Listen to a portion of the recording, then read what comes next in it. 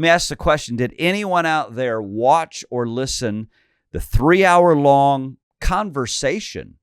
Not really an interview, just a 3-hour conversation that Joe Rogan had with President Trump. And of course, I want to be clear, this is not a commercial for Joe Rogan. I'm being honest, I really don't follow Joe Rogan. I've probably seen maybe 15 episodes of Joe Rogan. But President Trump going on his show, I mean, come on.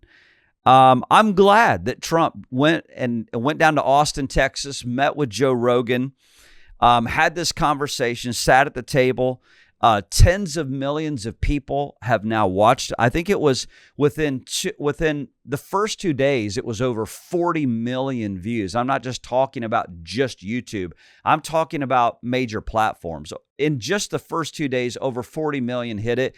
Josiah and I were talking about this. If he would have went to Fox News, sat down with Brett Baer, probably would have saw 2 million views right there on legacy media with Fox News. Goes to Joe Rogan, and I'm telling you, we're going to be talking about this more and more, but the podcast is where to go. It's where to go. The legacy media is completely dead. And so over 40 million in just the first 2 days. I don't know, Josiah, you can take a look at that, where we're at as far as the spectrum of views right now. I know it's over 50 million at this point, 44 million alone just on YouTube. Excuse me. And I've got to get just a quick drink. For those of you that are listening, of course, for those of you that are watching, you can see me. I'm on day 5. When you see me tomorrow, I'll be on day 6. But we're in a fast here at Victory, a Church of His Presence. So I'm a little dry. I need not in the spirit. I just need a quick sip. Hold on one second. Okay. And we're back. So professional, wasn't it, Josiah? So professional. And we're back. Okay, so, man, I mean, tens of millions of viewers watching this with Joe Rogan, with President Trump, especially men. I mean, the viewership on the Rogan show with men all over this country, incredible. And it was a real conversation. It wasn't an interview. It was a real conversation. Couple observations, and if you haven't seen it, go see. And I can't believe I'm saying this, but again, I'm not plugging Joe Rogan. I think it's important that you listen to the conversation, what you learn in it, what you see, the humanity in Donald Trump. It's important. So, a couple observations today with Trump with Joe Rogan. He kept his vigor. I mean, the guy kept his vigor. Trump kept his wit. Trump kept his humor. He kept his depth, his sincerity. I thought his sincerity and his thoughtfulness all the way through for 3 solid hours. I mean, the guy was present at the table. 3 hours. Think about this. I don't think a lot of people actually put it together. This guy's 78 years old. And after a 3-hour interview, delayed his plane a little bit, hops on the plane, goes to Michigan, and did a campaign rally that night. He's sharp. I've got personal friends to Donald Trump. Every one of them have told me, when you're in the moment with him, he is so present with you. He's interested in you. He asks you deep, probing questions. He wants to know your mind. He wants to know your thoughts. Every one of my personal friends that know him have said this, and he's so sharp. Funny thing, he did the weave in some of the questions. I thought it was funny that if you saw the interview, you know what I'm talking about, the weave. He does the weave. So you get a question, and of course, he, kind of like any politician, he kind of goes the spectrum and runs the bases, so to speak, and does what he wants to do. And then Trump lands the plane finally and gets back from weaving the question and answers the questions the way he wants to answer them. He spoke about becoming president. I loved this section, actually, of the conversation. He loved becoming president and how just his humanity, his humility was so real. Just the human experience that Trump had going into the White House, I thought was so powerful. I thought when Trump spoke about going into Abraham Lincoln's bedroom and how that so impacted him. The original Gettysburg Address on the wall over the bed, to the side of the bed, rather. Just how impactful that was on a very personal level. If you haven't seen the interview, and I'm sure many of our listeners have, Trump says that he will release the JFK files, which people will suffer for it. I'm so thankful he's going to do this. I've personally, in my early 20s to my mid 20s, I studied a lot on the JFK assassination for many years. My wife knows that. My wife and I have been to the place of his assassination, downtown Dallas, Texas. But that was interesting, hearing him speak about that. Trump and Rogan, they went over voter fraud. They talked about the health crisis right now here in America. They talked about Big Pharma. They talked about the CIA. They talked about the controlled propaganda of the media. They talked about outer space, otherworldly aliens. Interesting.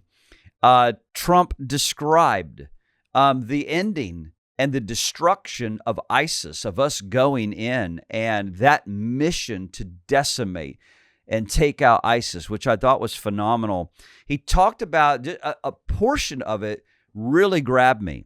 He talked about going into Iraq with no light in Air Force One, no lights on the ground, no lights in the desert where they would land Air Force One.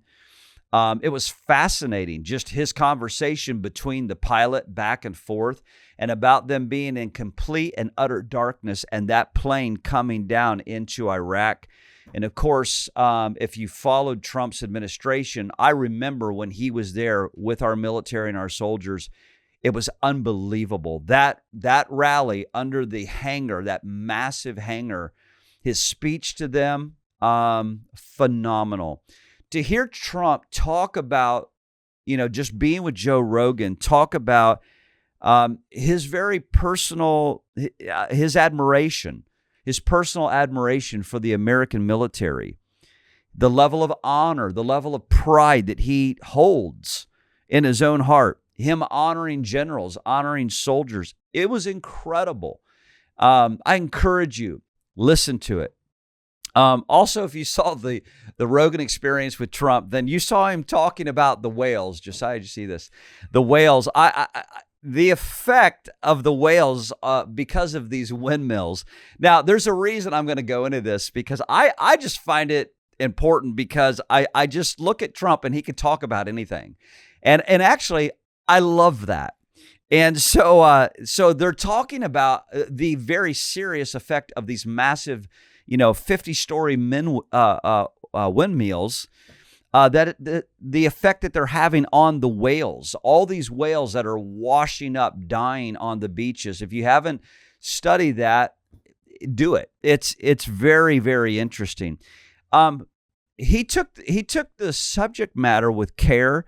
He was interested. He knew what he was talking about. A funny moment when he said, "I want to be a whale psychiatrist." I found him so funny, as I always do. Now he's, of course, the garbage man. It's hilarious. But I found him funny. I found him charming. Again, Trump can speak respectfully about anything. And it's just a side of Trump that you don't see unless you have the ability to sit down for dinner, with him. Some of my friends have. And then all the eco fact checkers, are now seeing that Trump actually knows what he's talking about. And again, does Trump walk on water? Absolutely not. Hello.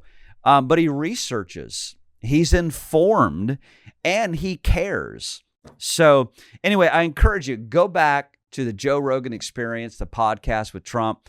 It's so great. And speaking of podcast, I know many of you're probably following J.D. Vance, and you should be. J.D. Vance sat down recently with podcaster Tim Dillon and with Theo Vaughn. And I just want to say podcasting is the way to go. I'm so thankful when Josiah got back 4 years ago from New Zealand, from being at YWAM. He said, Dad, you got to launch now. And I actually knew the word of the Lord was in his mouth. I could feel it in my spirit when he said it. And thank God we launched the torch. And amazingly, it's just going and going, and it's growing. So to God be the glory. And so back to podcasting. It was great seeing Vance with Tim Dillon. I thought he did a fabulous job. If you're not familiar with some of these podcasts, check them out.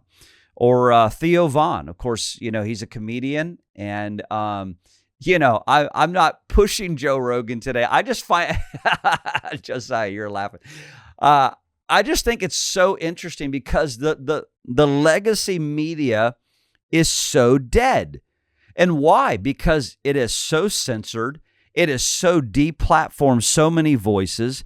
And I'm glad to see that Trump and Vance have said yes to the podcast because, it's the secret sauce, isn't it? It's the secret sauce right now.